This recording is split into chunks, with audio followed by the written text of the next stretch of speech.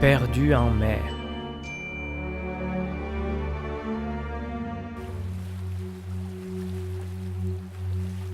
Papy, qu'est-ce qu'on voit mieux les étoiles loin du rivage?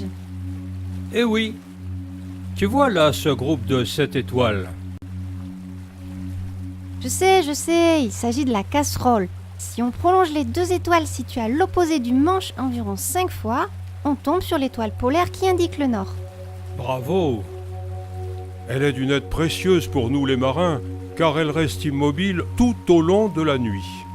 Regarde, la Terre qui nous emporte donne l'impression que les étoiles tournent autour de l'étoile polaire. Mais en observant attentivement, on s'aperçoit qu'elle aussi tourne autour d'un centre situé à moins de 1 degré de sa position. C'est quoi ce degré? De la température? Non, c'est un angle. Mais un angle, c'est entre 2 côtés, pas dans le vide. Imagine qu'on découpe le tour du ciel en 360 parts. Un seul de ces morceaux représente un écart angulaire de 1 degré. C'est petit. Pas tant que ça. La taille apparente du Soleil et de la Lune dans le ciel représente un demi-degré. D'ailleurs, on peut même découper ce degré en 60. Ça correspond alors à ce qu'on appelle une minute d'arc. Minuscule. On a vraiment besoin d'être aussi précis? Se tromper dans ces calculs, ne serait-ce que de 1 degré en mer, correspond à un écart de 60 000, soit un peu plus de 100 km. Ce qui est très embêtant. 100 kilomètres? Il y a de quoi être perdu et accoster bien loin de la ville où on voulait aller. D'ailleurs, comme la polaire n'est pas suffisamment précise pour repérer le nord, on doit appliquer des corrections afin de retrouver le nord exact. Mais bon, il y a longtemps, les savants grecs, en bons géomètres qu'ils étaient, avaient déduit que la Terre ne pouvait pas être un disque plat, mais une boule bien ronde. Comment ils ont fait? Ils n'avaient pas de fusée. Pas besoin. Il suffisait de regarder un bateau qui arrivait à l'horizon. Au début, on ne voyait que son mât et ses voiles. Puis, lorsqu'il s'approchait, on distinguait enfin sa coque, qui était jusqu'alors cachée par les flots.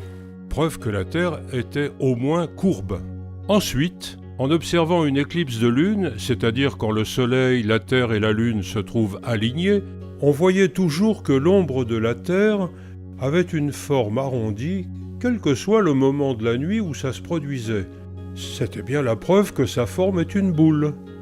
Mais ils n'en connaissaient pas la taille. Ça, on le doit à Ératosthène il y a plus de 2200 ans. Il savait qu'à Syène, qui s'appelle Assouan maintenant, le soleil se reflétait au fond d'un puits à midi au moment du solstice d'été. Ça signifiait qu'il était monté à la verticale du lieu qu'on appelle le zénith. Or, à Alexandrie, où il se trouvait, il y avait toujours une ombre de visible au sol et à ce moment précis, l'angle qu'il faisait avec la verticale était d'un peu plus de 7 degrés.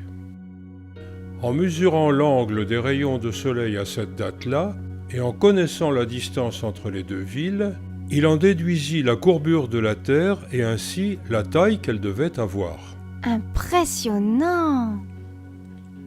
On peut aussi graduer la circonférence terrestre en 360 degrés. En effet, si entre Assouan et Alexandrie on voit le soleil 7 degrés plus bas dans le ciel, c'est que la ville se situe 7 degrés plus haut sur Terre. En se déplaçant du nord au sud, on rencontre des cieux différents et on découvre de nouvelles étoiles. Ça veut dire que le ciel peut nous renseigner sur notre position, au moins par rapport à l'équateur. Tous les endroits où on voit culminer les étoiles à la même hauteur sont dits sur la même latitude. Je l'ai appris ça, la latitude à l'école. 0 correspond à l'équateur et plus 90 au pôle nord et moins 90 au pôle sud.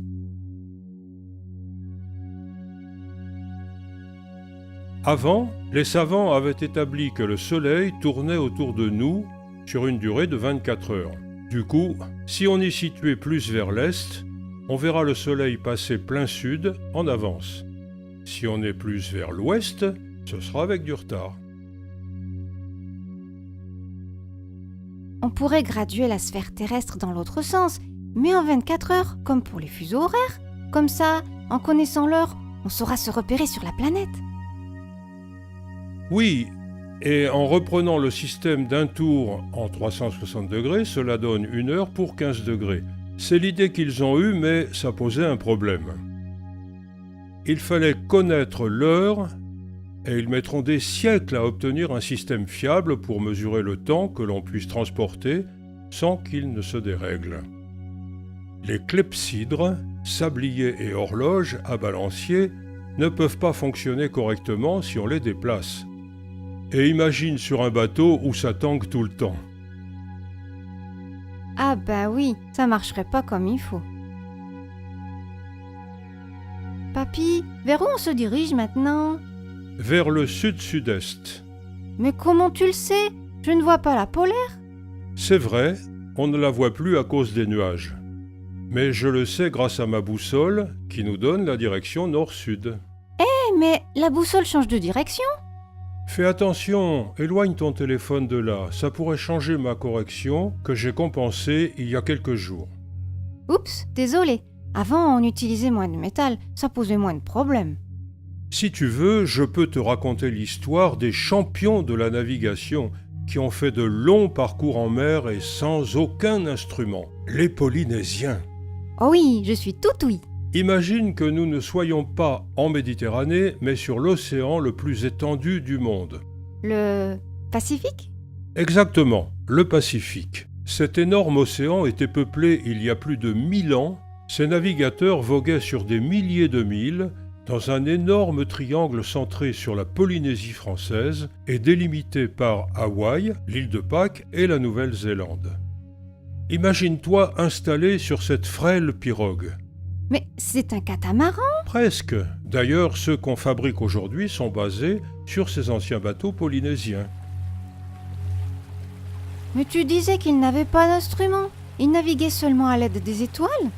La nuit, oui, mais le jour, ils utilisaient une étoile tout aussi importante, le soleil. Pense qu'en voyant le soleil, même sans boussole, tu saurais t'orienter, non? Oui, le soleil se lève du côté de l'est, décrit un arc de cercle dans le ciel et se couche du côté de l'ouest. C'est ça. Et même si ce n'est pas exactement l'est ni l'ouest, car ça varie suivant les saisons, tu peux avoir une idée de l'endroit où se situent les points cardinaux en connaissant la date. Quand le soleil arrive au plus haut dans le ciel au cours de la journée, il t'indique le sud. Comment on sait qu'il est au plus haut? En estimant la variation de sa hauteur. C'est valable pour tous les astres passant au méridien. Et de l'autre côté, tu as le nord. Et on devrait trouver la polaire au-dessus, non? C'est ça. Attendons la nuit. Elle est bien là. Mais bon, c'est une aide qui ne marche que dans l'hémisphère nord, et il naviguait surtout dans le Pacifique Sud. Existe-t-il une étoile comme la polaire qui marque le sud? Pour te répondre, il faudrait que le bateau se rende dans l'hémisphère sud. Laissons-le nous y emmener en pensée. Le voici arrivé à l'équateur. Ici, toutes les étoiles se lèvent et se couchent. Et le mouvement des étoiles est très particulier. Regarde, que constates-tu? Elles semblent sortir de la mer verticalement. Exactement. Leur parcours débute et s'achève perpendiculairement à l'horizon. Et en observant ça, ils savaient qu'ils se trouvaient au niveau de l'équateur.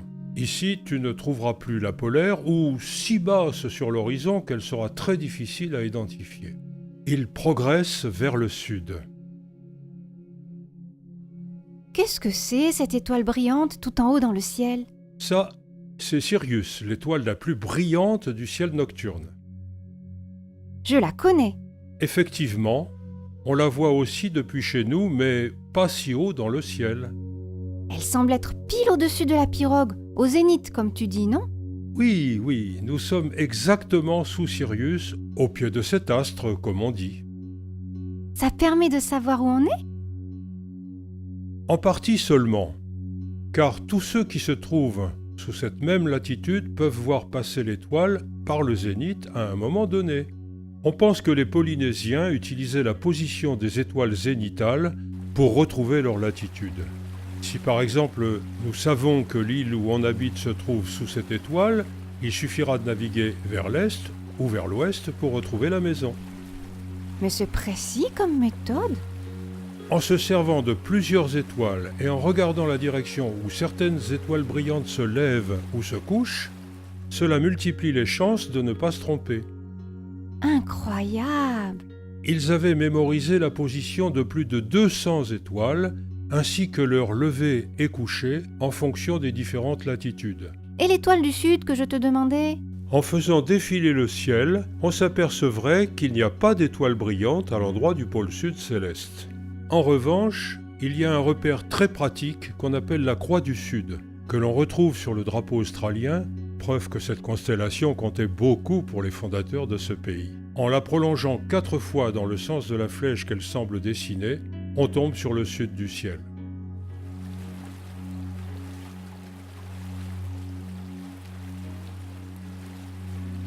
Qu'est-ce que tu fais? Je regarde la hauteur de cette étoile sur l'horizon sud.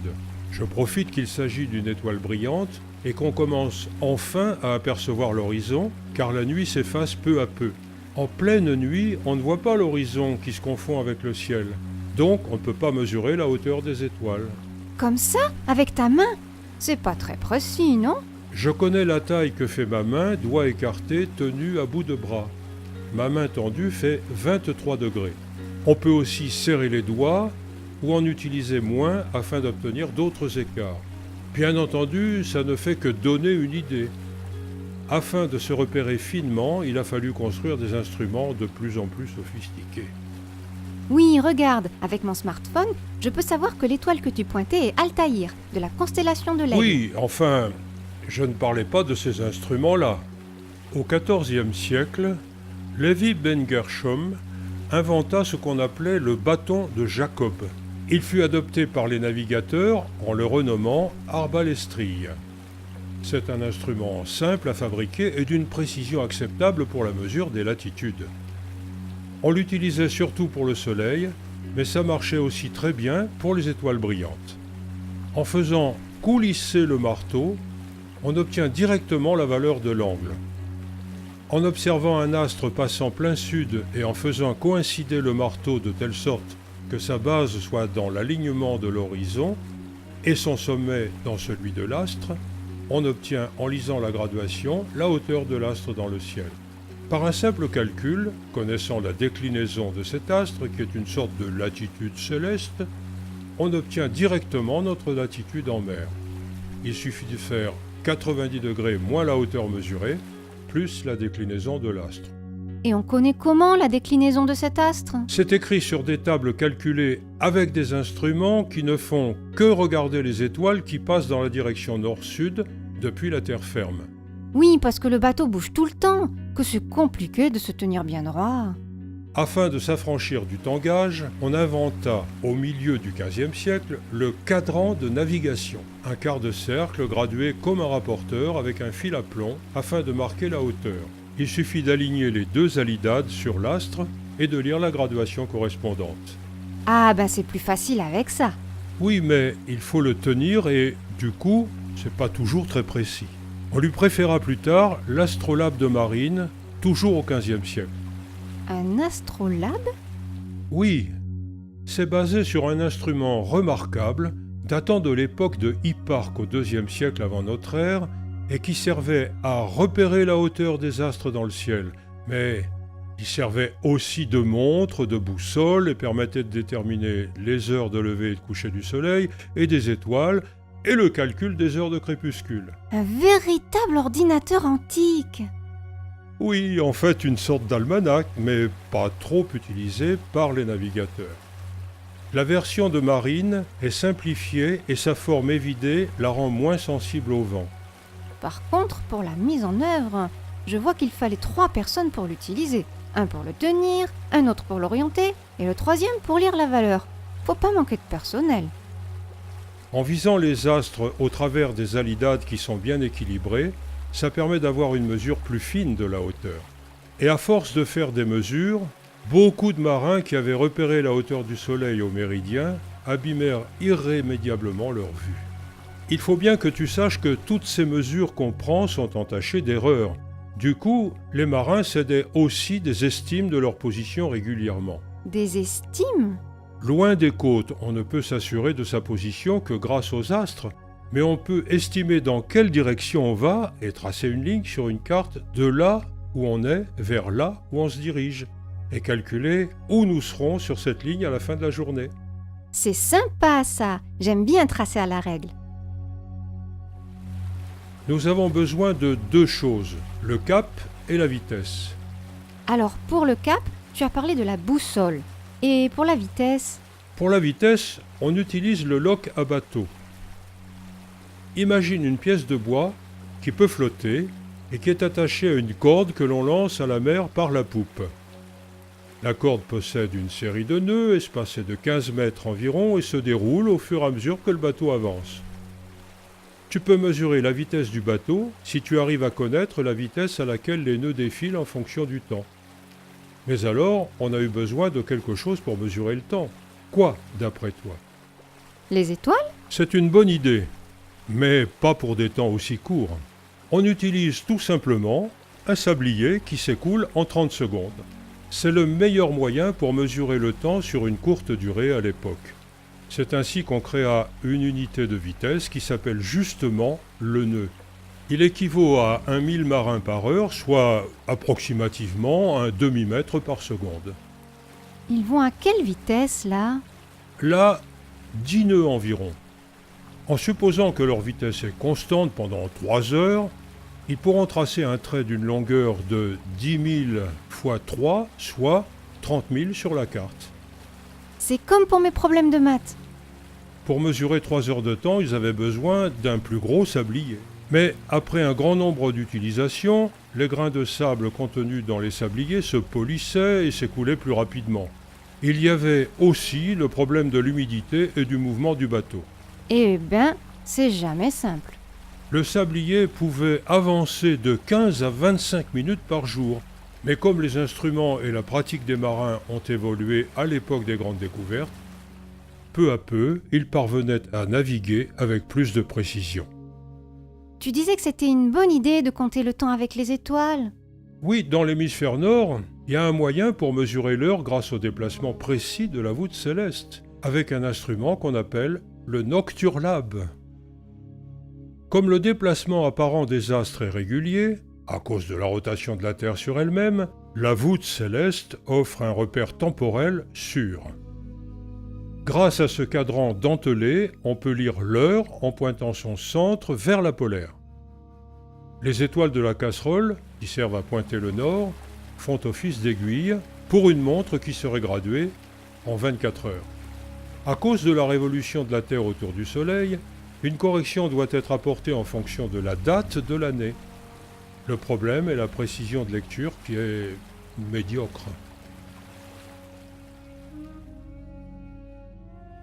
De quel ordre?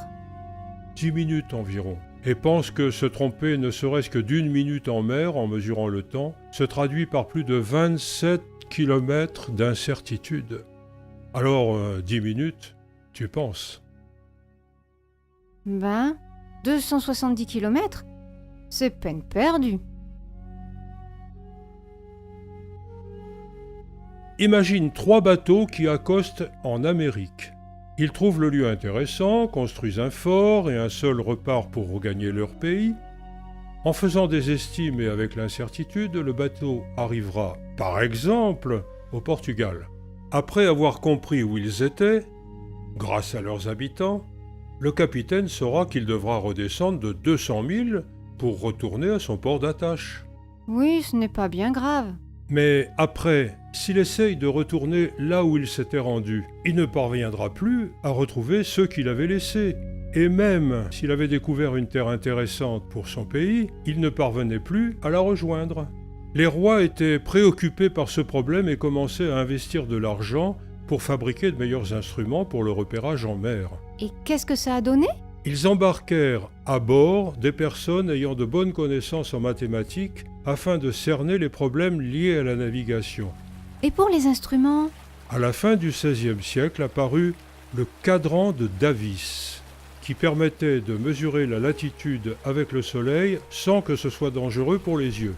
Il suffisait de se mettre dos au soleil et en passant au travers d'un trou, la lumière solaire se projetait sur un repère de l'instrument. En alignant le viseur mobile sur le repère de l'horizon, on obtenait l'angle de hauteur du soleil. Mais là encore, ce n'était pas suffisant car il manquait toujours la longitude. Toujours en relation avec la mesure du temps? Exactement. Même s'il y avait 1 ou 2 degrés d'erreur en latitude, pour la longitude, il n'y parvenait pas. Les tentatives de mesurer le temps avec le déplacement de la Lune au-devant de certaines étoiles qu'on appelle distance lunaire ne pouvaient fonctionner efficacement que si elle était dans le ciel et s'il y avait à bord des personnes compétentes pour faire les calculs. Le temps était vraiment le cœur du problème. Pense qu'à cette époque, les maîtres des mers possédaient le pouvoir, car cela avait des retombées directes sur l'économie, et les grands royaumes de l'époque ont voulu avoir chacun leur part du gâteau. Comme on ne pouvait pas compter sur les nocturlabes ni les sabliers, des observatoires terrestres ainsi que des instituts hydrographiques fleurissaient afin de réaliser des mesures de précision. À cette époque, il existait bien des horloges précises, comme dans les grandes cathédrales, mais elles n'étaient pas transportables, car les mouvements de tangage du bateau, l'humidité ou les changements de température avaient rapidement raison de leur fiabilité. En Angleterre, le Parlement fonda le Bureau des longitudes et offrait un prix de 20 000 livres à quiconque serait capable de réaliser un système fiable permettant de se positionner en mer. Et qui a gagné? Harrison, un Anglais qui a fabriqué 4 chronomètres sur pratiquement une quarantaine d'années. Oh, c'était long de les fabriquer. Oui, il a vécu avec l'argent du concours que le bureau paya par étapes après que la première fut achevée. On savait enfin conserver à bord l'heure du lieu d'où ils étaient partis. Elle ne s'arrêtait jamais? Il ne fallait pas oublier de remonter le ressort de temps en temps. Comme chaque pays avait ses ports situés sur différentes longitudes, il fallut déterminer un méridien universel de référence, une ligne d'origine 0, qui va d'un pôle à l'autre et qui servirait de base pour la longitude. Chaque pays a voulu imposer son méridien qui passait par son territoire et son observatoire de référence. Nous avons eu des méridiens historiques d'Alexandrie, de Cadix, l'île de Fer, Salamanque, Paris. Finalement, c'est Greenwich, l'observatoire situé à côté de Londres, qui s'imposa. Une fois qu'ils ont eu le chronomètre pour la longitude, ils ont continué à utiliser le cadran de Davis pour la latitude? En fait, non. Pendant les années de réalisation du chronomètre de marine, il y eut en Angleterre un génie appelé Hooke, qui inventa un système permettant de repérer la hauteur du soleil au-dessus de l'horizon en utilisant un instrument équipé de miroirs mobiles pour mesurer les angles. Pourquoi octant? Alors que le cadran s'étendait sur un quart de cercle, là, Hadley n'avait besoin que d'un huitième de cercle. Octo, ça veut dire 8, d'où octant. Le très célèbre capitaine Cook s'était rendu en Australie et en Nouvelle-Zélande sans l'aide de ses instruments. Mais 3 ans après son voyage, on lui demanda d'y retourner, équipé cette fois d'un octant et d'un chronomètre. La légende raconte qu'il a retrouvé du premier coup la même plage de Nouvelle-Zélande où il avait accosté la fois précédente. Bien visé, Captain Cook. Oui, avec peut-être aussi un peu de chance. Et encore quelques années plus tard, est apparu un instrument appelé le sextant, baptisé ainsi car il était gradué sur un 6e de cercle.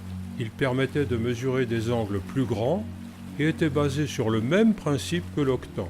On y avait ajouté une petite lunette de visée équipée de filtres pour ne pas être ébloui par le soleil et aussi d'un micromètre de précision. Justement, avec quelle précision travaillait le sextant? Moins d'1 degré? Encore mieux, moins d'1 minute. 1/4 de mille nautiques seulement quand on a de l'expérience. C'est compliqué pour arriver à mesurer sa position?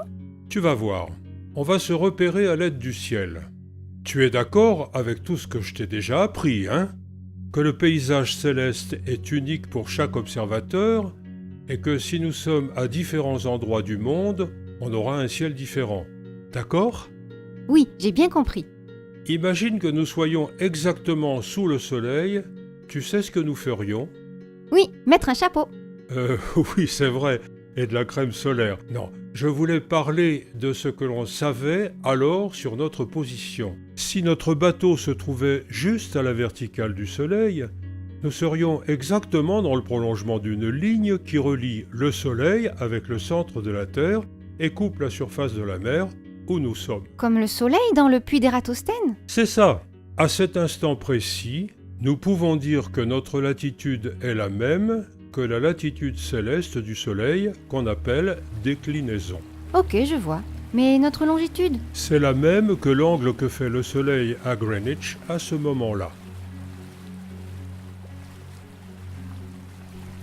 Et comment on mesure ça? Est-ce qu'il faut téléphoner à Greenwich?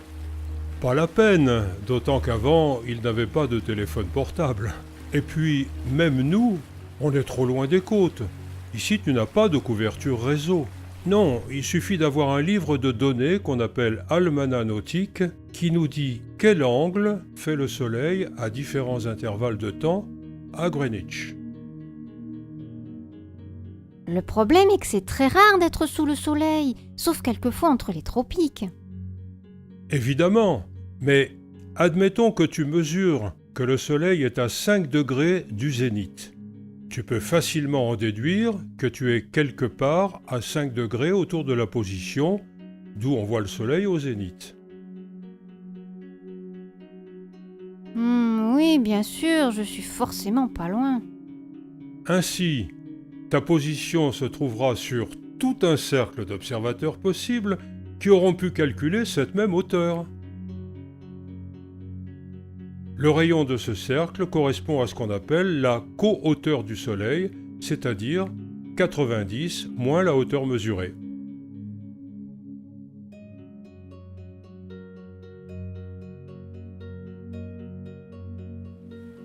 Ok, je me trouve quelque part sur le cercle. Mais où exactement? En fait, en un lieu différent, tu verrais le Soleil avec un azimut différent, mais pour s'en assurer, tu peux te servir d'un second astre. Une étoile? En plein jour, non, c'est pas possible. Quand on voit la Lune, comme en ce moment, tu peux en profiter si tu te dépêches. Et il faut se dépêcher, car sa hauteur change dans le ciel en quelques secondes. La Terre ne s'arrête jamais. Même si la Lune n'est pas l'astre idéal, il est déjà très bon pour se repérer. Nous avons maintenant 2 cercles, le second étant centré là où la Lune est vue à la verticale. Nous sommes maintenant sûrs d'être sur l'une des 2 intersections des cercles. Un peu de bon sens suffit. Si on s'était échoué, on le saurait. Ou si ça tombe dans un autre océan aussi. De toute façon, on a toujours une idée approximative de là où on se trouve, donc le choix est vite fait. Du coup, pour s'en sortir, on applique le principe de la droite de hauteur. Comme les instruments ne peuvent nous aider à connaître notre position que par approximation, on ne se sert que du Soleil. Nous avons une idée de là où nous sommes grâce à l'estime. Je pars donc de ma position, latitude et longitude estimées. Grâce à une calculatrice, je peux calculer où serait le Soleil depuis cette position. Je dois résoudre ce qu'on appelle le triangle nautique, un triangle imaginaire qu'on pourrait construire entre le Soleil, le zénith et le pôle. Je parviens ainsi à calculer la hauteur et l'azimut qui correspond à notre latitude estimée. C'est le moment de calculer la hauteur réelle du Soleil à l'aide du sextant. Comme je suis un bon marin, je trouve qu'il n'y a pas une grande différence et cette petite distance, c'est la différence de hauteur que je vais transférer sur ma carte marine.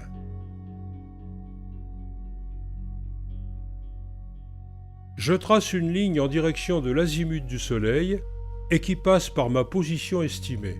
Je trace ensuite la perpendiculaire qui représente la tangente au cercle de tout à l'heure, et je peux affirmer que nous sommes là. En réalité, nous ne faisons que quelques petites corrections le matin, à midi et dans l'après-midi, et grâce à cela, nous nous repositionnons correctement. Ce n'est pas bien long à faire, mais c'est quand même plus simple d'utiliser mon smartphone. Il me dit tout de suite où je suis. Mais au fait, comment il fait pour le savoir, lui ? Maintenant, notre monde est surveillé en permanence par une multitude de satellites en orbite autour de la Terre. Un ensemble d'entre eux forme le système GPS, Global Positioning System, qui permet de se situer où que l'on se trouve dans le monde. Chaque satellite envoie sur Terre des signaux qui contiennent la position dans l'espace du satellite et l'heure d'émission du signal. Et comment il fonctionne ? Le module GPS, qui est contenu dans ton téléphone, se contente de capter ces signaux. Quand il a reçu les signaux d'un minimum de 4 satellites, il est en mesure de calculer sa propre latitude, longitude et altitude, et donc de te dire où tu te trouves. Oh ! Imagine que le boîtier reçoive le signal d'un premier satellite. Comme ce signal voyage à la vitesse de la lumière, on en déduit qu'on se trouve à une certaine distance d du satellite. Autrement dit, sur une sphère de rayon d centrée sur celui-ci. Ajoutons un second signal provenant d'un second satellite et on obtient une intersection de 2 sphères, soit un cercle. Avec un troisième, on obtient 2 positions possibles, l'une à la surface de la Terre et l'autre complètement aberrante, soit dans l'espace, soit à l'intérieur de la Terre. Donc 3 satellites suffisent. À quoi peut bien servir le 4e ? Pour la synchronisation de l'horloge du boîtier GPS, il faut la précision d'une horloge atomique. Ni ton boîtier GPS, ni ton téléphone ne peuvent l'atteindre. Ils vont donc utiliser l'horodatage produit par une horloge atomique à bord d'un 4e satellite. Pour pouvoir utiliser le GPS, il faut donc un minimum de 4 satellites. 3 pour la position et un supplémentaire pour la synchronisation. Une débauche de technologie cachée sous la coque de ce petit boîtier. Waouh ! Zut, le GPS du bateau est tombé en panne. T'inquiète, j'ai mon téléphone. Mince, je l'ai trop utilisé entre cette nuit et ce matin. Il n'a plus de batterie. Ah ah, ce n'est pas grave, il me reste toujours mon sextant.